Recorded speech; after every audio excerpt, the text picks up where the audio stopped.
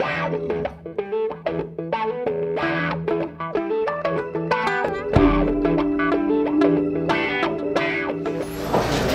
quels sont les objectifs de cet exercice pour la préfecture et quel va être son rôle? Alors, comme pour tous les exercices de ce type, l'objectif est double.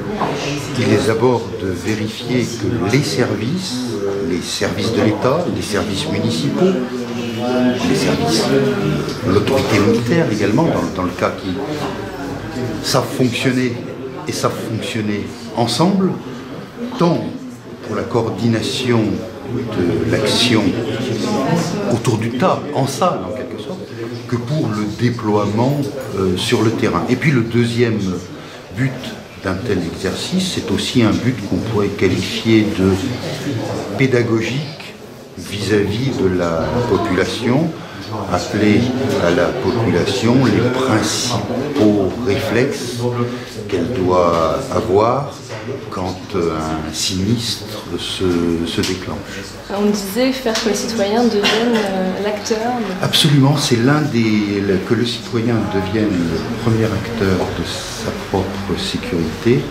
C'était, si je me souviens bien, les termes initiaux de la grande loi qui a réformé la sécurité civile il y a maintenant une douzaine d'années. Dans cet exercice, il va y avoir une évacuation notamment d'une école, d'un collège. C'est bien cela, et également sur la base d'un volontariat que nous sommes en train d'organiser, l'évacuation de populations civiles non scolaires, mais l'une et l'autre seront mises en place.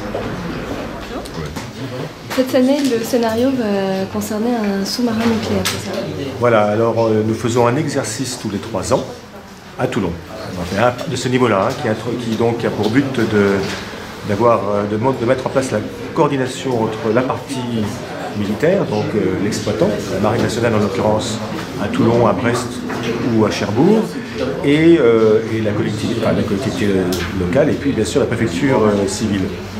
Et donc, un tous les 3 ans à Toulon, le dernier ayant eu lieu en 2013, sur le Panthéon Charles de Gaulle. Cette fois-ci, il aura lieu sur un sous-marin nucléaire d'attaque dans la zone Mississi, qui est au centre de l'arsenal de Toulon.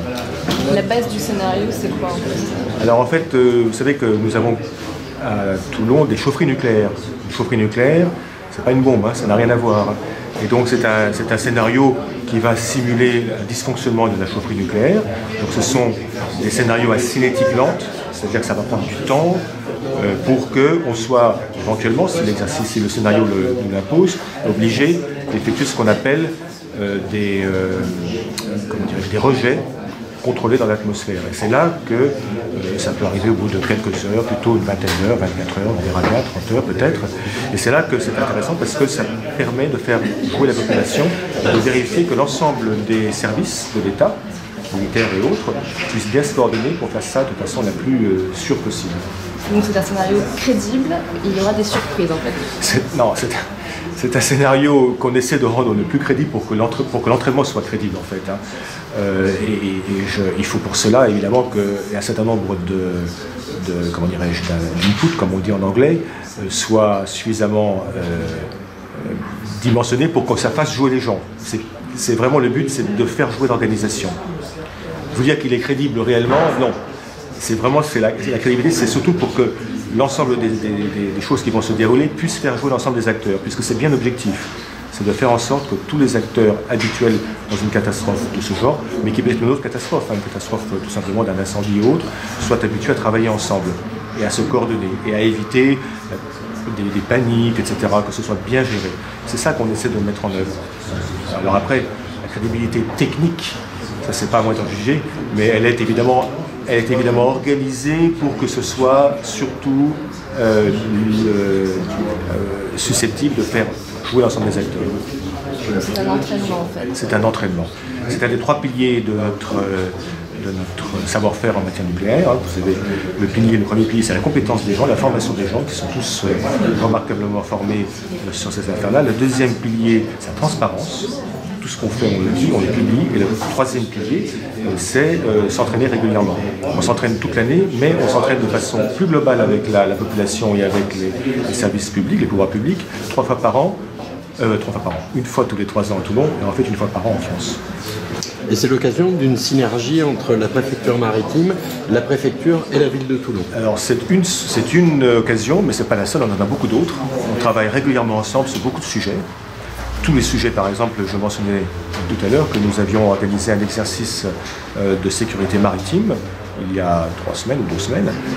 Là aussi, on est en train de travailler en permanence avec la préfecture et on est habitué à travailler en permanence avec la préfecture et bien sûr avec la mairie. C'est notre quotidien. Et c'est très bien parce que tout est lié, si vous voulez. Et donc, ce genre d'exercice tous les 3 ans à Toulon n'est pas le seul. On en fait d'autres dans d'autres domaines. Et celui-ci est évidemment assez dimensionnant en matière de gestion de tous les services, les services incendie, les pompiers, les policiers, etc.